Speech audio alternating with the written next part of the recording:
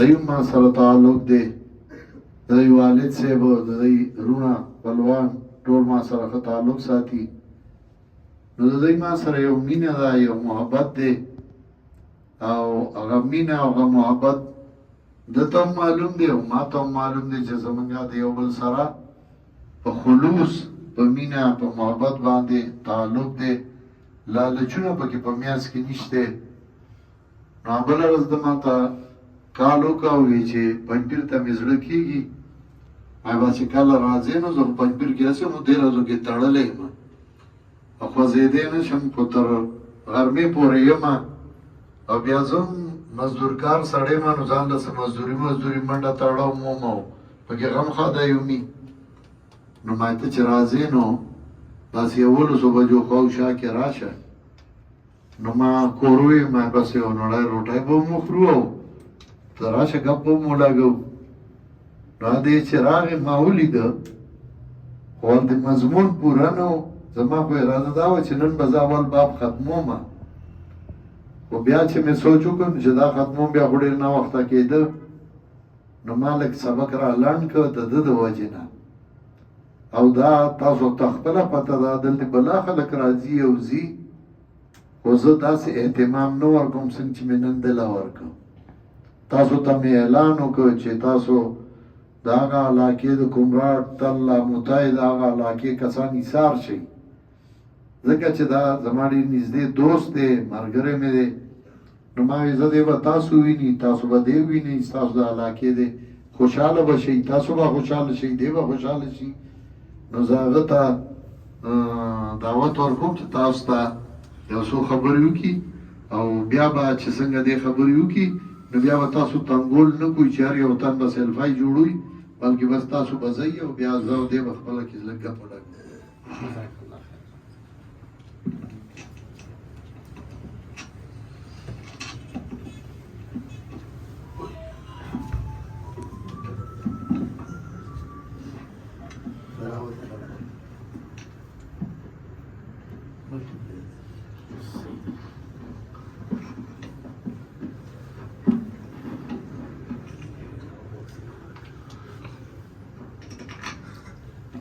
أعوذ بالله من الشيطان الرجيم بسم الله الرحمن الرحيم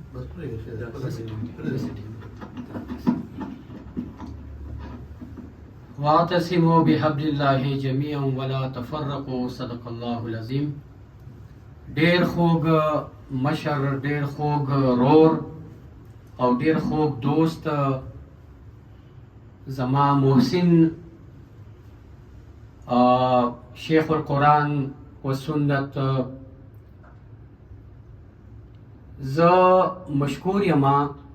ستاسو د ننني د پروګرام کې هم شریک او د علماء کرامو د شاګردانو د طالبان دا د انبیاء ورثاو مخې ته زه ولاړ یم زما دومره حیثیت او مقام نشته چې زه تاسو ته مخاطب شم خو دا زما خوش قسمتي ده چې د شیخ صاحب غونته کې حق پرس انسان او د قرآن او د سنت داعی او د علم دا رڼا نسل در نسل په دې علاقه کې خوري دا زما خوش قسمتي ده چې په دې موجوده دور کې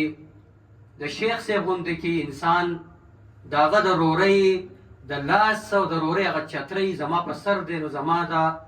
دې نه لوی خوش قسمتي چېرته ده طالب علمانو که تاسو وایئ چې شیخ صاحب زما مشر رور دی زه کشر رور یم دا مطلب هم والی او په یو بل مطلب کې چې زه د شیخ صاحب مضبوط مرید یم دا زما پیر دی به حیثیت انسان زه د ده نه متاثره یم ځکه چې د چېرته هم دین کار ذاتي مقصد دپاره نه دی استعمال کړی د همیشه دپاره قرآن خلکو ته ښوولی دی د الله حکم یې ښوولی او د الله وحدانیت یې خلکو ته ښوولی دی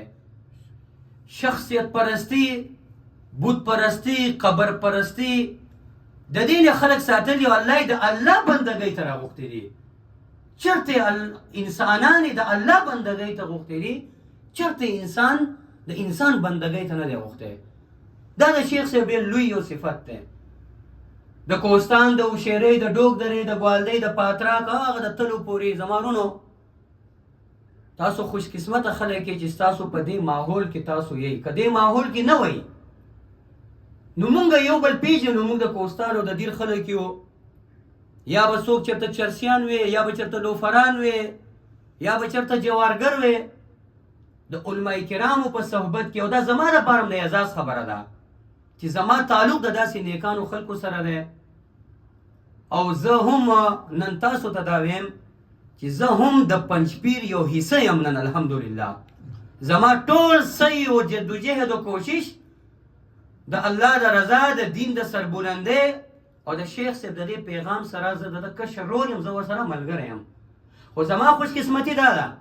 چې زما د داسې خلکو سره تعلق دی چې هغه په دې معاشره کې خیر خوروي. یو ځل خلیفه هارون رشید سره د هغه بیبي زبیده ناسته وي، نو هغه ورته یا امیر المؤمنین دا موږ همیشه دپاره وینو ستا په مجلس کې دا تسبو والا، دا پټکو والا، دا غټې غټې ګیرو والا خلک دي، ته خو د یو ملک شهنشاه یې، سربراه یې، نو ته ولې خپل د منصب غونته کې خلکو سره ناسته پاسته ولاړه نه کې؟ ته ولې د دې علما کرامو د دې خلکو سره کښېنې؟ خپل د شان مطابق خلکو سره کښېنه. خلیفه هارون رشید خو ولې جواب په هغه ټایم ورنه کړي، خو هغه خپل خادم ته ویې لاړ شي میلې ته، او یو بلاړه به بیزه واله چې دا بیزه په یو څو ورځو کې عنقریب هغه لنګېدو والی یو بچی راوړي. خادم لاړو په میله کې یو بیزه والی، یو څو ورځو کې هغه بیزه لنګه شي، هغه نر ورغومې راوړي. خلیفه هارون رشید هدایت ورکړي چې د دې بیزې نه به یو څاڅکی شوده په کور کې نه استعمالېږي، دا به هم دقې یا د صوابۍ خلک ورته پیسه وایي، موږ ورته ورغومې وایو چونکې زیات د دیر خلک دي. نو هغه د دواړو ټایم هغه پی چې دی هغه بیزې ته ورکړی کېږي، او یو څو میاشتې بعد چې کله د ورغومې د پیسه غټ شي، نو یو ځل په کور کې خلیفه هارون رشید او د هغه بیبي زبیده ناسته وي، نو دا ورغومې خپل د مور سره مستي شروع کړي. زما امید دی چې تاسو به پرې مستۍ پوهیږئ چې زه څه ویل غواړم.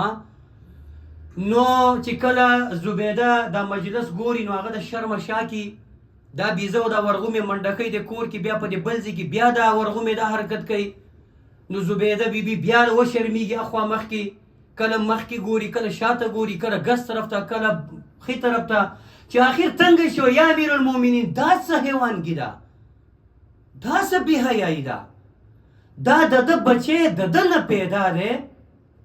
او ستا هدایات مطابق د ده شوده هم موږ په دې کور په ځان حرام کو، دله ورکړه چې دی تکړه شي، دی تندرست شي، د دې مور دا مینه او داسې واشي. دی خو نن خپل د مور سره بدکاري او د هغه سره چې دی نو دی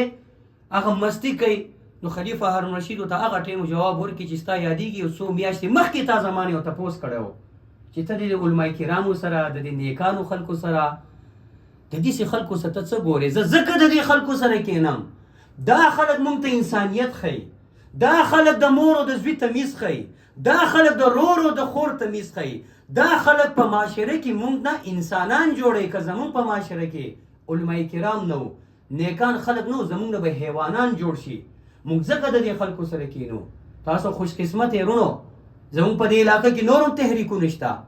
نور هم ډېر خلک شته. زه آفرین ویم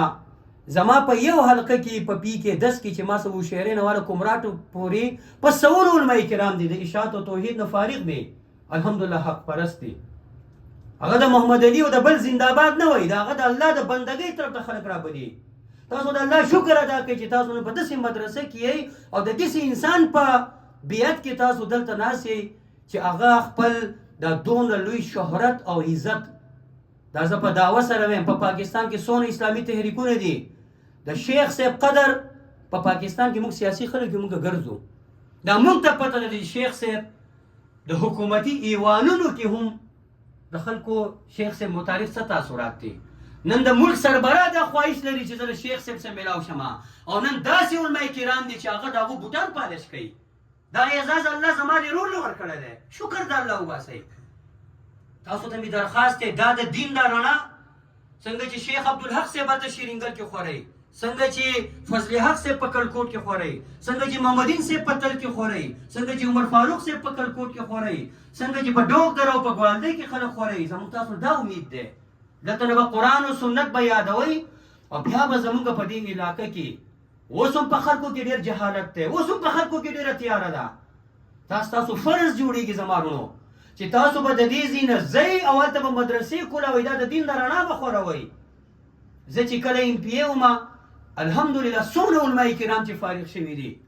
ما د هغو سره ملاقاتونه کړي دي. عبدالحق صاحب د دې ګواه دی، فضل حق صاحب د دې ګواه دی، محمدین صاحب د دې ګواه دی، عبیدالله صاحب د دې ګواه دی. ما علماء کرامو ته ویلي چې مدرسې جوړې کړئ او الحمدلله زه چې ایم پی یم ما خپل فنډ نه سرکاري طور هغو ته پیسې هم ورکړې او الحمدلله نن هغه مدرسې په خپو ولاړ دي. زما علماء کرامو طالب علمانو، زه په دیربالا کې د شیخ طیب صاحب نماینده ناست یم. نماینده تاسو چې د خیره څه فارغ شئ اراده د مدرسې کوئ او زه به در سره انشاءالله ګرځم او د مدرسې له به عملي شکل ورکوم او د دې ځای نه بعد به د دین د رڼا به خپل علاقو ته به رسوئ به که انشاءالله تعالی. زه ستاسو د ټولو ډېر زیات مشکور یم او یو ځلې بیا د شیخ صاحب الله دې د ده په عمر کې په مال اولاد اهلیت کې برکت واچوي. الله دې د هر قسمه د بیماریانو مصیبتونو آفتونو نه بچ ساتي چې دې په صحت روغي د دین کار به عامي، دې په صحت روغي تاسو به د ده د صورت مبارک به ګورئ، د ده نه به علم حاصلوئ او دا زما دپاره خوش قسمتي ده چې شیخ صاحب غونته کې انسان زما دوست دی. الله دې زموږ دا دوستي وروري تا حیات قایم و دایم ساتي او انشاءالله زه شیخ صاحب ته دا ویم چې زه نن ستا مرید ستا رور زه نن د پنجپیر عیسی یم او انشاءالله د دې علماء کرامو سپورټ هغه انشاءالله که مالی دی او که هلته په علاقو کې دی زه انشاءالله ملا تړم او د اشاعت علماء کرامو سپورټ به کوم. جزاکم الله خیر والسلام.